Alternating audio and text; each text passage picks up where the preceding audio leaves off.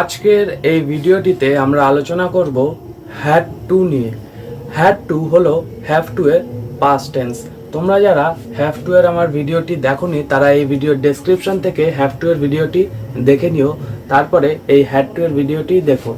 তাহলে আজকের ভিডিওটি শুরু করা যাক।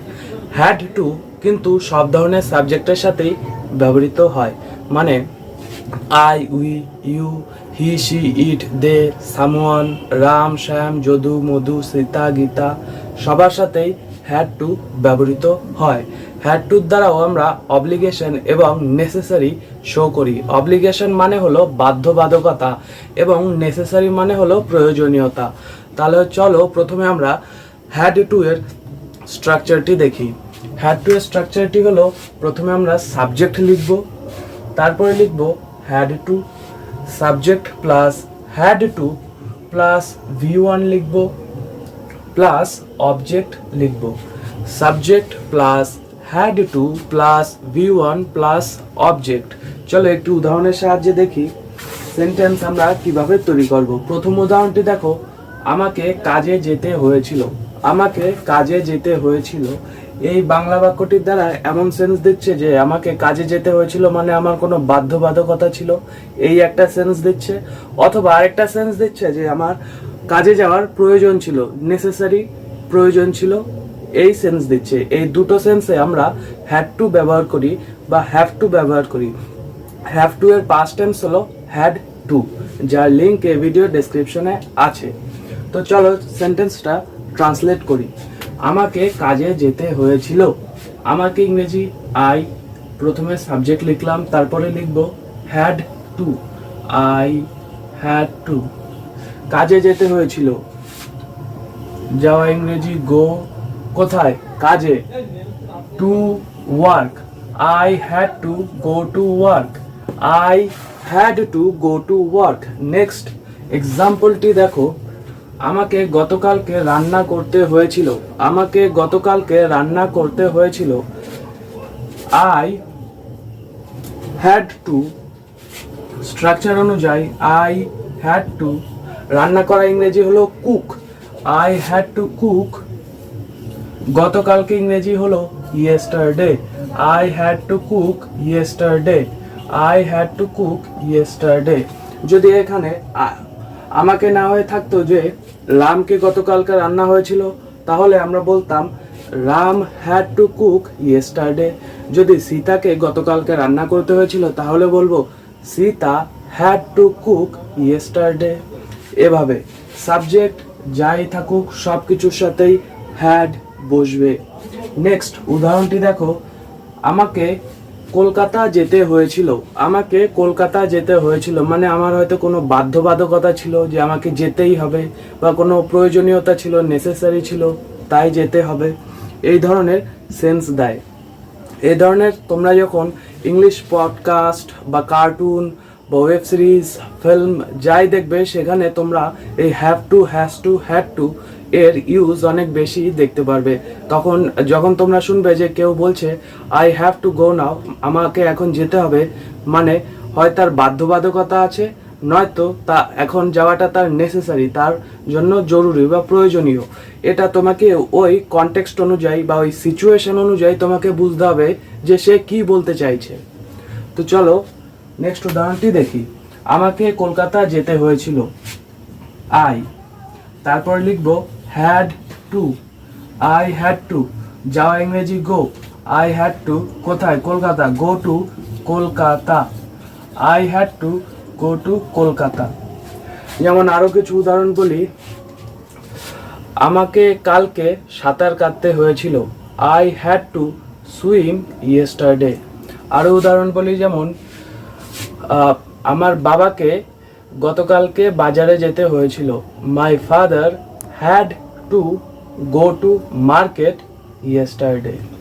আশা করি তোমরা হ্যাড টু দিয়ে পজিটিভের কি ধরনের সেন্টেন্স হয় এবং স্ট্রাকচারটি ভালোভাবে বুঝতে পারলে। এবার হ্যাড টু এর নেগেটিভের স্ট্রাকচারটি আমরা দেখব। হ্যাড টু এর নেগেটিভের স্ট্রাকচারটি দেখো। হ্যাড টু এর নেগেটিভ স্ট্রাকচারটি হলো, প্রথমে আমরা সাবজেক্ট বসাবো, তারপরে ডিড নট, সাবজেক্ট তারপরে ডিড নট, এটাকে কন্ট্রাকশনে বলে ডিডেন্ট, ডিডেন্ট।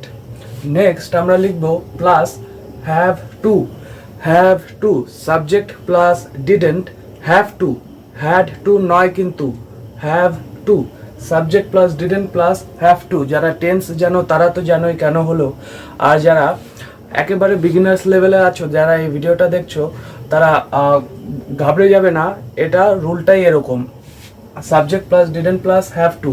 পরবর্তীকালে যখন আমার চ্যানেলে টেন্সের উপরে ভিডিওস আসবে তখন সেখানে এই কনসেপ্টগুলো আমি সব ক্লিয়ার করে দেব, এখানে আর বলছি না, তাহলে ভিডিওটা লেন্দি হয়ে যাবে। Next plus V1 subject plus didn't plus have to plus V1 plus object, plus object.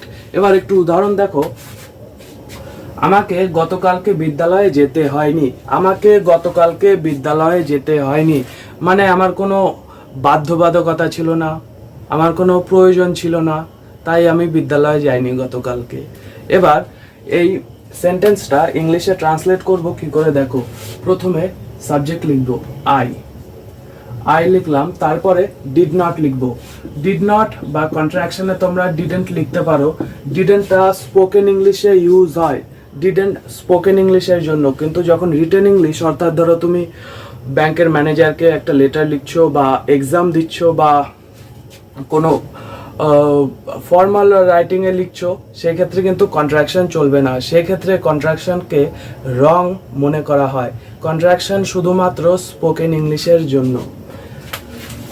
I did not have to, I did not have to go to school, I did not have to go to school গতকালকে, yesterday, yesterday, I did not have to go to school yesterday. Next দেখো, আমাকে রান্না করতে হয়নি, I didn't, এখানে didn't লিখলাম বা did not, I didn't have to, I didn't have to cook, রান্না করা ইংরেজি কুক। এখানে যদি আই না হয়ে রাম থাকতো তাহলে রাম, যদি হি থাকতো তাহলে হি, যদি শি থাকতো তাহলে she, didn't have to cook, এভাবে আমরা করব। বা যে কোনো নাম, হ্যাড, এই ডিডন্ট সব সাবজেক্টের সাথেই ব্যবহৃত হয়, ডিডন্ট সব সাবজেক্টের সাথেই ব্যবহৃত হয়, কোনো চেঞ্জ নেই। আমাকে রান্না করতে হয়নি, I didn't have to cook, আমাকে যেতে হয়নি, I didn't have to go. আমাকে লিখতে হয়নি, I didn't have to write. আশা করি তোমরা হ্যাড টু এর নেগেটিভের স্ট্রাকচারটি বুঝতে পারলে। এবার আমরা দেখব প্রশ্নবাচক বাক্য অর্থাৎ ইন্টারোগেটিভ সেন্টেন্সের স্ট্রাকচারটি। হ্যাড টু এর ইন্টারোগেটিভের স্ট্রাকচারটি দেখো, হ্যাড টু এর ইন্টারোগেটিভের স্ট্রাকচারটি হলো, প্রথমে আমরা ডিড লিখব, প্রথমে ডিড, তারপরে subject plus have to plus V1 plus object, তারপরে লাস্টে অবশ্যই কোশ্চেন মার্ক চিহ্নটি তোমরা দেবে। প্রথমে ডিড, তারপরে subject plus have to plus V1 plus object plus question mark চিহ্নটি দেবে। একটি উদাহরণ দেখো, তোমাকে কি গতকালকে হাসপাতালে যেতে হয়েছিল, তোমাকে কি গতকালকে হাসপাতালে যেতে হয়েছিল, হয়তো তোমার পরিচিত কেউ ভর্তি ছিল তাই তোমার যাওয়াটা প্রয়োজনীয় ছিল, এই ধরনের সেন্স আসছে, তাই এই প্রশ্নটি করা হয়েছে। তো প্রথমে স্ট্রাকচার অনুযায়ী আমরা লিখব ডিড, তোমাকে, ইউ সাবজেক্ট লিখলাম, ডিড সাবজেক্ট লিখলাম, তারপরে লিখব হ্যাভ টু, ডিড সাবজেক্ট লিখলাম, তারপরে লিখব হ্যাভ টু। যাওয়া ইংরেজি গো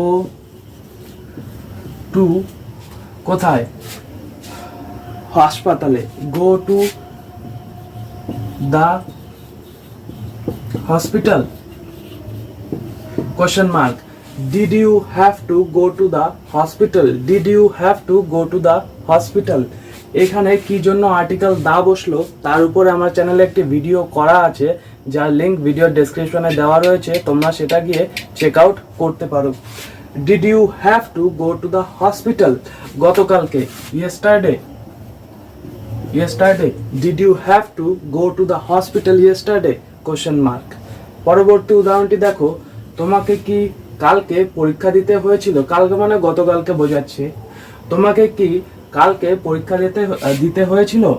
ডিড, স্ট্রাকচার অনুযায়ী দেখো, প্রথমে ডিড, তারপরে তোমাকে ইউ, তারপরে হ্যাভ টু লিখবো, হ্যাভ টু, পরীক্ষা দেওয়া, take, did you have to take exam, did you have to take exam yesterday, did you have to take exam yesterday, question mark. এবার তোমরা তো এই সেন্টেন্সটা বুঝতে পারলে, কিন্তু অনেকের মনে প্রশ্ন থাকবে, দেওয়া ইংরেজি তো গিভ, কিন্তু তুমি দাদা এখানে টেক ব্যবহার করলে কেন? তো এক্ষেত্রে একটা এক্সেপশন রয়েছে। আমরা বাংলায় বলি যে স্টুডেন্টরা এক্সাম দেয় এবং টিচাররা এক্সাম নেয়, অর্থাৎ স্টুডেন্টরা এক্সাম গিভ আর টিচাররা টেক। কিন্তু বাংলা থেকে ইংরেজিতে যদি সরাসরি ট্রান্সলেট করি তাহলে এটাই হয়, কিন্তু এক্ষেত্রে এটা এক্সেপশন। আমরা বাংলায় বলি যে স্টুডেন্টরা এক্সাম দেয়, এক্ষেত্রে আমরা গিভ ব্যবহার না করে টেক ভার্বটি ব্যবহার করব, এবং টিচারদের ক্ষেত্রে তারা এক্সাম নেয়, তারা টেক ভার্বটি ব্যবহার না করে গিভ ব্যবহার করবে। এক্ষেত্রে উল্টো হবে, স্টুডেন্টরা এক্সাম দেয়, অর্থাৎ আমরা ইংলিশে বলবো স্টুডেন্ট টেক দি এক্সাম, এবং শিক্ষকরা এক্সাম নেয়, তারা হবে টিচার্স গেভ দি এক্সাম। এভাবে এক্ষেত্রে জিনিসটা একটু উল্টো, এটা তোমাদের মাথায় রাখতে হবে। আশা করি তোমরা এই হ্যাভ টু নিয়ে আলোচনা করছি, যেহেতু বারবার হ্যাভ টু আসছে তাই হ্যাভ টু মুখ থেকে বেরিয়ে গেল। হ্যাভ টু এর ইন্টারোগেটিভের স্ট্রাকচারটি বুঝতে পারলে, did plus subject plus have to plus V1 plus object, লাস্টে অবশ্যই কোশ্চেন মার্ক। যেমন একটি উদাহরণ আরো বলি যে, তোমাকে কি গতকালকে বাজারে যেতে হয়েছিল? Did you have to go to market yesterday, did you have to go to market yesterday, question mark অবশ্যই। আশা করি তোমরা পজিটিভ ইন্টারোগেটিভটি বুঝতে পারলে। এবার দেখব ইন্টারোগেটিভ নেগেটিভের স্ট্রাকচারটি। হ্যাড টু এর নেগেটিভ ইন্টারোগেটিভের স্ট্রাকচারটি তোমরা দেখো। প্রথমে আমরা ডিড লিখব, তারপরে লিখব সাবজেক্ট, তারপরে লিখব নট, তারপরে লিখব have to plus V1 plus object plus question mark. এটা হলো প্রথম স্ট্রাকচার। এটাকে যদি আমরা কন্ট্রাকশনের সাহায্যে বলি তাহলে প্রথমে আমরা লিখব ডিডেন্ট, নেক্সট সাবজেক্ট, তারপরে লিখব হ্যাভ টু, তারপরে লিখব V1, তারপরে লিখব অবজেক্ট, নেক্সট লাস্টে কোশ্চেন মার্ক অবশ্যই দিতে হবে। এবার একটু উদাহরণ দেখো। প্রথমে একটি পজিটিভ সেন্টেন্স লিখি, I had two cook food yesterday, I had two cook food yesterday. এটা একটা পজিটিভ সেন্টেন্স লিখলাম, I had two cook food yesterday. এবার এটাকে নেগেটিভ, প্রথমে পজিটিভ লিখলাম, এবার নেগেটিভের স্ট্রাকচারটি অ্যাপ্লাই করে লিখব, আই ডিডেন্ট বা আই ডিড নট, তারপরে হ্যাড টুটা হয়ে যাবে have to, I didn't have to cook, তারপরে food yesterday, I didn't have to cook food yesterday. এবার প্রশ্নবোধক বাক্যে পজিটিভ ইন্টারোগেটিভে যদি বানাই তাহলে ডিডটা প্রথমে আনবো, ডিড, তারপরে এই আইটা এখানে লিখব, তারপরে have to cook food yesterday, question mark. এবার এটাকে যদি নেগেটিভ ইন্টারোগেটিভে বানাই সেক্ষেত্রে কি করতে হবে, প্রথমে ডিড লিখব, তারপরে আই লিখব, তারপরে নট লিখব, ডিড আই নট, তারপরে have two, did I not have to cook food, did I not have to cook food yesterday, লাস্টে কোশ্চেন মার্ক। এটা হলো নেগেটিভ ইন্টারোগেটিভ। এবার এটাকে যদি আমরা কন্ট্রাকশনের সাহায্যে এই রুলটি অ্যাপ্লাই করে লিখি, তাহলে আমরা প্রথমে লিখব ডিডেন্ট। প্রথমে আমরা শুরু করব ডিডেন্ট দিয়ে। দেখো এভাবে, প্রথমে ডিডেন্ট, ডিডেন্ট, তারপরে সাবজেক্ট আই, তারপরে লিখব have to. Didn't I have to cook, didn't I have to cook food, didn't I have to cook food yesterday, didn't I have to cook food yesterday. এই গেল negative ইন্টারোগেটিভের দুটো structure apply করে sentence দেখালাম। প্রথমে একটা positive দেখালাম, তারপরে negative, তারপরে পজিটিভ ইন্টারোগেটিভ দেখালাম, নেগেটিভ ইন্টারোগেটিভ দেখালাম। এই হলো হ্যাড টু এর ইউজ। এটা খুবই গুরুত্বপূর্ণ স্পোকেন ইংলিশে অ্যাজ ওয়েল অ্যাজ রিটেন ইংলিশে। আশা করি তোমরা আজকের লেকচার থেকে এই কনসেপ্টটা বুঝতে পারলে। এবার বাড়িতে তোমরা সেন্টেন্সেস প্র্যাকটিস করো।